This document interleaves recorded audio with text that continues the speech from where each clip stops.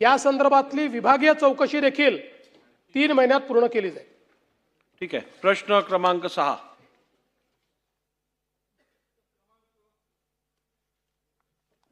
अध्यक्ष महोदय, प्रश्न क्रमांक 34,966 छापल्याप्रमाणे आहे। अध्यक्ष महोदय, या प्रश्नामध्ये स्पष्टपणे राज्याचा महसूल किती मोठ्या प्रमाणामध्ये आपलं नुकसान होत आहे। ज्या इम्पोर्ट केलेल्या गाड्या आहेत त्या सर्व गाड्या इथला टॅक्स विचारात घेऊन त्या गाड्या बाजूच्या राज्यामध्ये केंद्रशासित प्रदेश आहे तिथे असेल, छत्तीसगडमध्ये, मध्य प्रदेशामध्ये बाजूच्या राज्यामधला टॅक्स अत्यंत अल्प आहे आणि म्हणून या गाड्या तिकडे रजिस्ट्रेशन होतात, महाराष्ट्रामध्ये चालतात आणि महाराष्ट्रामध्ये त्या गाड्या महाराष्ट्रीयन माणूस वापरला जातो आणि त्यातून मात्र आपल्याला रोड टॅक्स वगैरे काही मिळत नाही। अशा स्वरूपाची ही प्रश्न आहे। आता तुम्ही या प्रश्नाच्या उत्तरात मंत्री महोदयांनी सांगितलं की असं कुठेही झालेलं नाही किंवा हे खरं नाही, म्हणजे एक व दोन्ही खरे नाही। तुम्ही जरा या संदर्भात माहिती घ्या की इम्पोर्ट केलेल्या गाड्या किती आपल्या महाराष्ट्राच्या रस्त्यावर फिरतात आणि बाजूच्या राज्यामध्ये रजिस्ट्रेशन झालेलं आहे। अशा गाड्यांची माहिती जर काढली आपण, आपल्याकडे सगळ्या गोष्टी आहेत, म्हणजे स्पीड किती चालली त्याचं ते ट्रॅप होतं, त्याला आपण डायरेक्ट चालान देतो। ज्या पद्धतीनं मिसिंग लिंकमध्ये 80च्या वर स्पीड गेलं की ऑटोमॅटिक त्याला 3000ची चालान येते, अशा पद्धतीनं आपल्याकडे सगळे कॅमेरे लागलेले आहेत। या कॅमेऱ्यामधून या गाड्या ट्रॅप करून यावर आपण आपल्या राज्यामध्ये नोंदणी न केलेल्या गाड्यांचं रजिस्ट्रेशन यावर त्यांच्यावर टॅक्स लावणार का, हा पहिला प्रश्न आहे। अध्यक्ष महोदय, मी आपल्याला विनंती करतो की आपल्याला लक्षवेधी दिली होती, या राज्यामध्ये RTOमध्ये काय चाललंय खाली जरा मंत्री महोदय माहिती घ्या। कालच नागपूरमध्ये एक FIR दाखल झाला। नागपूरमध्ये तिथल्या RTO विजयसिंग चव्हाण यांनी तक्रार दिली, 1500 चोरीच्या गाड्या 1500 या महाराष्ट्रामध्ये नोंदणी केल्या गेल्या। अध्यक्ष महोदय, अशा पद्धतीने जर महसुलाचं आहे चोरीच्या गाड्या नोंदणी करून जर अशा पद्धतीनं या RTO खात्यामध्ये काही गैरप्रकार चालला असेल तर याची सुद्धा चौकशी करण्याची आवश्यकता आहे। मी आपल्या माध्यमातून या ठिकाणी काही गोष्टी लक्षात आणून देतो अध्यक्ष महोदय। हे कोणाच्या काळात झालंय? या 1500 गाड्यांचं रजिस्ट्रेशन जे झालं आहे, आपल्याला सांगतो, आपण नव्हतात मंत्री म्हणून आपल्यावर आमचा आरोप नाही। बजरंग खरमाटे नावाचा निवृत्त हा माणूस ARTO होता वर्धेला। याच्यापेक्षा 13 वर्ष 14 वर्ष सिनियर लोक असताना या व्यक्तीला नागपूरचा चार्ज ग्रामीणचा दिला आणि ह्यांनी त्या संपूर्ण परिसरामध्ये जाळे विणून या माणसाला, सिनियर माणसाला म्हणून ज्युनियर माणसाला इथे ठेवल्यामुळे, हा अतिरिक्त कारभार दिल्यामुळे यामध्ये आणि त्यांनी मिळून आणि त्यांच्याबरोबर असलेल्या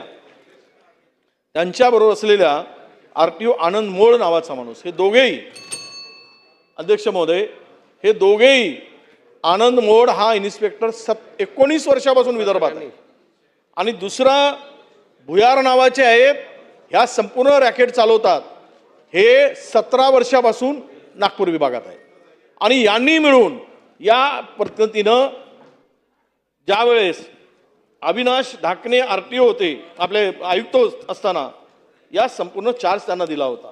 परंतु आज 17 वर्षापासून तो विदर्भातच आहे आणि हे रॅकेट चालवत आहे। मी मुद्दाम तुम्हाला काही गोष्टी अध्यक्ष महोदय लक्षवेधी मी दिली होती, तुम्ही मला थोडासा वेळ द्या। खरं म्हणजे फार गंभीर विषय आहे, इतका गंभीर विषय आहे अध्यक्ष महोदय की मी आपल्याला जर हे वाजवून दाखवलं ना, यांचं हे माझ्याकडे सगळ्या त्या ऑडिओ काय रणधीरजी काय होतं, बोला। मी जर हे वाजवून दाखवलं ना अध्यक्ष महोदय, आपण जरा फार सिरियस विषय आहे।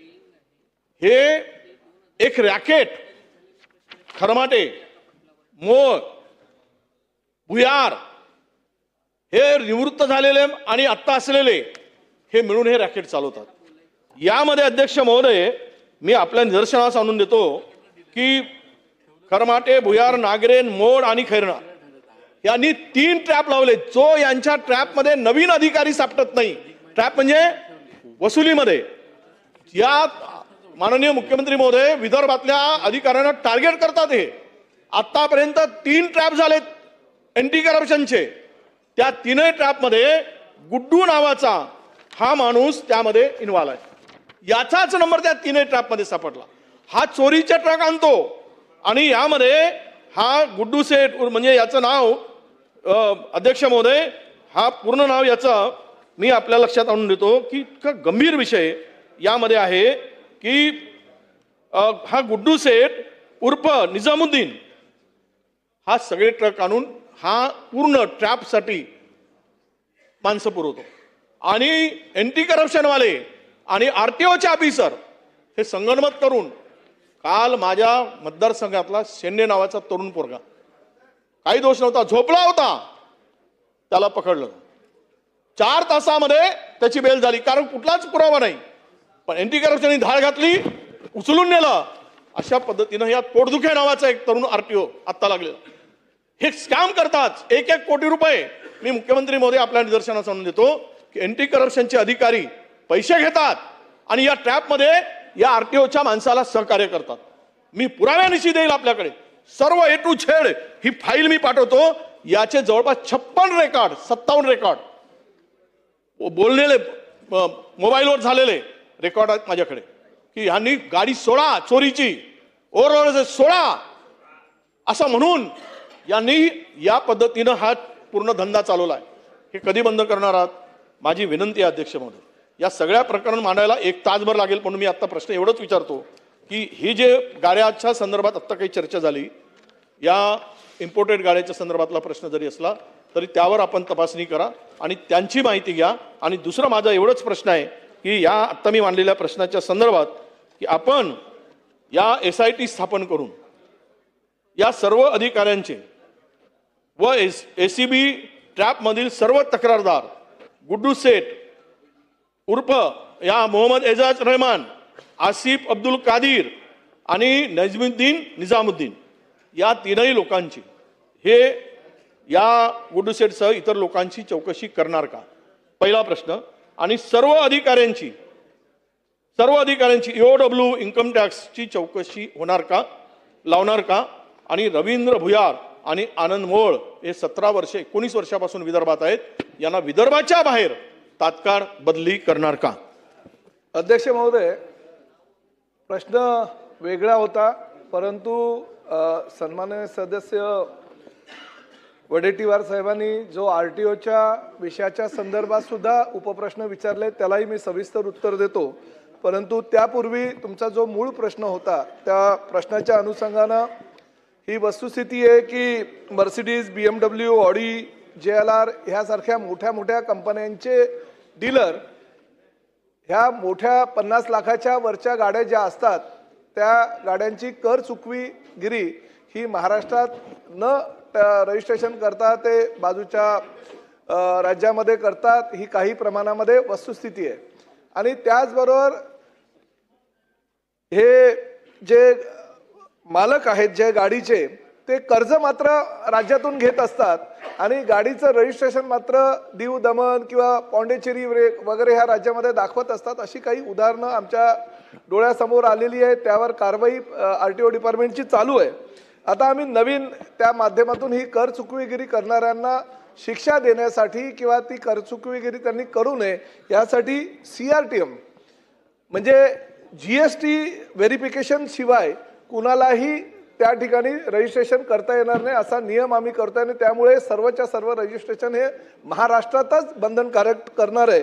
कारण दुसरा अजून आम्ही एक नियमावली करतोय की वाहन नोंदणी करताना रहिवास कागदपत्रे म्हणजे कर्जाचं कागदपत्र त्यांचं कुठलं आहे, कर्ज घेताना बँकेकडे त्यांनी कागदपत्र कुठली सादर केलेली आहे. कारण शेवटी लोकल बँकेमध्ये कर्ज घेत असताना स्थानिक रहिवास प्रमाणपत्र किंवा स्थानिक त्यांना बँकेचं कर्ज घेत असतानाची जी काही कागदपत्र लागतात त्यामुळे ती कागदपत्र तपासणी करण्याच्या सूचना मी माझ्या RTOच्या अधिकाऱ्यांना दिलेल्या जेणेकरून भविष्यामध्ये ही कर चुकवेगिरी करणाऱ्यांना आळा बसेल.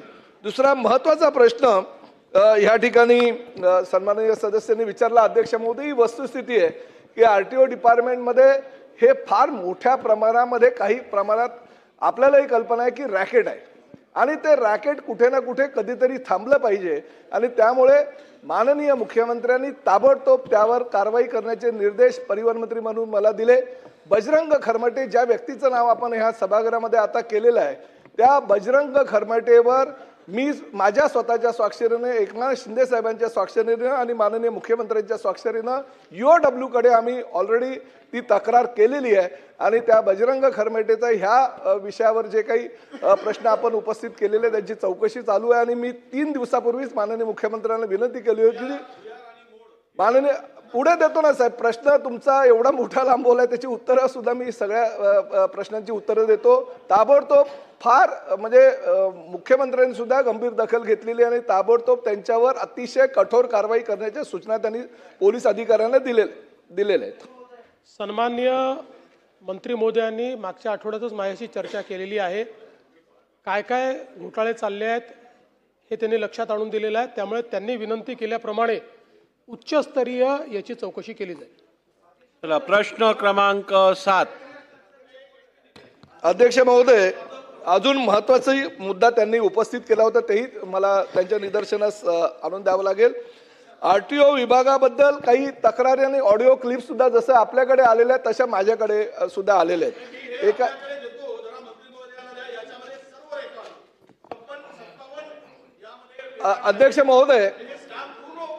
अध्यक्ष महोदय, ह्या तक्रारी जसे त्यांच्याकडे आहेत तशा काही प्रमाणात माझ्याकडे सुद्धा आलेल्या आहेत.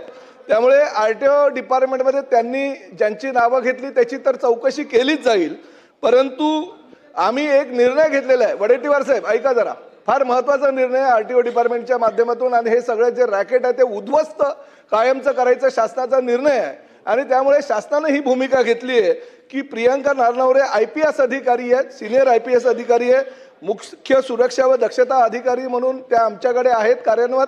त्यांच्या अध्यक्षतेखाली आम्ही SIT स्थापन केलेली आहे आणि त्यांच्याबरोबर रवी गायकवाड अतिरिक्त परिवहन आयुक्त आणि श्री मंदार जावळे दक्षता अधिकारी परिवहन आयुक्त यांना आम्ही त्रिसदस्यीय समिती नेमलेली आहे आणि SITच्या माध्यमातून आम्ही चौकशी करून 1 महिन्याच्या आत आम्हाला अहवाल द्यायला सांगितलेला आहे आणि अहवाल आल्यानंतर जे जे तुम्ही नावं घेतलेत ती आणि जी ह्या रॅकेटमध्ये सहभागी असतील आणि आता कार्यरत असतील, फक्त रिटायर्ड झाले नाही तर आताही परिवहन सेवेमध्ये जे कार्यरत असतील त्या प्रत्येकावर कारवाई केली जाईल.